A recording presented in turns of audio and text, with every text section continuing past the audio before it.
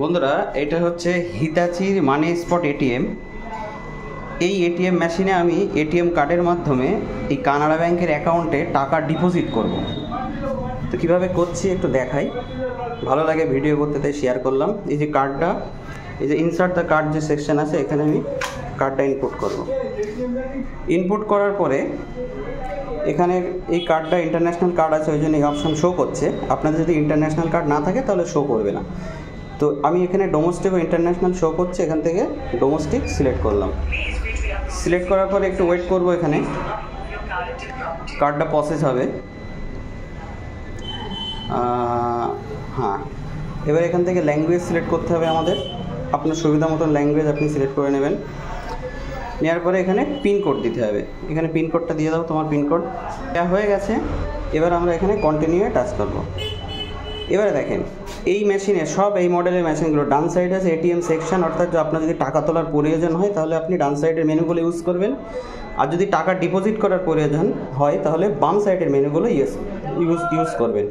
এখানে cash deposit transaction, তো এখানে আমি চাপ দিলাম। চাপ দেওয়ার পরে এখানে লিখছে ওন অ্যাকাউন্ট ডিপোজিট। আমি আমার নিজের অ্যাকাউন্টে যদি ডিপোজিট করতে চাই, ওন অ্যাকাউন্ট। আর থার্ড পার্টি ডিপোজিট যদি হয়, থার্ড পার্টি ডিপোজিটটা হচ্ছে আমার এই যে ব্যাংকের কার্ডটা আমি এখানে ঢুকিয়েছি সেই ব্যাংক থেকে অন্য কোনো অ্যাকাউন্টে যদি পাঠাতে চাই তাহলে থার্ড পার্টি ডিপোজিট। তো এখানে ওন অ্যাকাউন্ট ডিপোজিট আমার নিজের অ্যাকাউন্টে ঢোকাবো। টাচ মানে এখানে চাপ দিলাম, এখানে একটু মেশিনটা একটু প্রসেস হবে, মানে ওয়েট করতে হবে। তো এখানে দেখতে পাচ্ছেন কাস্টমার নেম এখানে দেখিয়ে দিয়েছে, যে নামে অ্যাকাউন্ট আছে। প্রসিড অপশান, প্রসিডে আমরা চেপে দিলাম। দেওয়ার পরে এখানে যে নোটগুলো নেবে 100, 200 আর 500, এই যে নোটগুলো, এই যে বাক্স খুলে গেল, এর মধ্যে সুন্দর করে আমরা নোটগুলো দিয়ে দিলাম। ঠিক আছে, এই দেখেন নোটগুলো দিয়ে দেওয়ার পরে আপনি হাত সরিয়ে নেবেন, অটোমেটিক এটা বন্ধ হয়ে যাবে। বন্ধ হয়ে যাওয়ার পরে কাউন্ট হবে। ঠিক আছে, দেখতে পাচ্ছেন কাউন্ট হচ্ছে। এখানে বলে রাখি, সব ব্যাংকের এই ফ্যাসিলিটিটা নেই। কানাড়া ব্যাংক, এলাহাবাদ অর্থাৎ ইন্ডিয়ান ব্যাংক, আর হচ্ছে পাঞ্জাব ন্যাশনাল ব্যাংক, এই কয়েকটা ব্যাংকের টাকা আপনি এখানে ডিপোজিট করতে পারবেন এই হিতাচির মানি স্পট এটিএমের মাধ্যমে।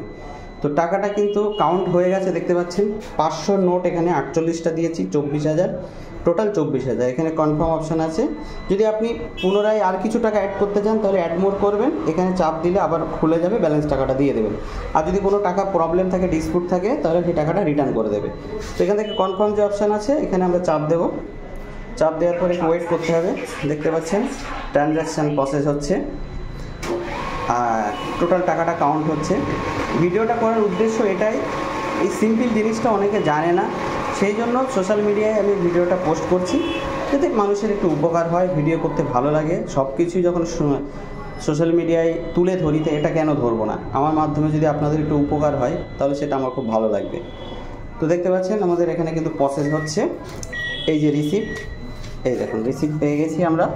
রিসিপ্টের দিকে যদি একটু ফলো করি, যেখানে দেখেন, এই দেখেন ডিপোজিট অ্যামাউন্ট 24,000, কোন অ্যাকাউন্ট ডিপোজিট সাকসেসফুল। মেসেজ ঢুকেছে, মেসেজ ঢুকেছে। একটু পরে কানাড়া ব্যাংকের জায়গার কার্ডটা এবার আমরা বার করে নেবো এখান থেকে। এই যে যাই হোক, মেসেজ হয়তো লেট করছে। আচ্ছা আচ্ছা, ঠিক আছে ঠিক আছে ঠিক আছে, যাক ঢুকে গেছে। এইভাবে আমরা অনেকবারই ঢুকিয়েছি। তো এই হলো ব্যাপার। ভিডিও ভালো লাগলে যদি একটু উপকার মনে হয় তাহলে অবশ্যই একটু বেশি বেশি শেয়ার করবেন। আর এমন উন্নত ধরনের টিপস ও ট্রিক্সের জন্য আমার পেজটি ফলো করে রাখবেন। দেখা হবে পরবর্তী ভিডিও। সবাই ভালো থাকবেন, সুস্থ থাকবেন, টাটা।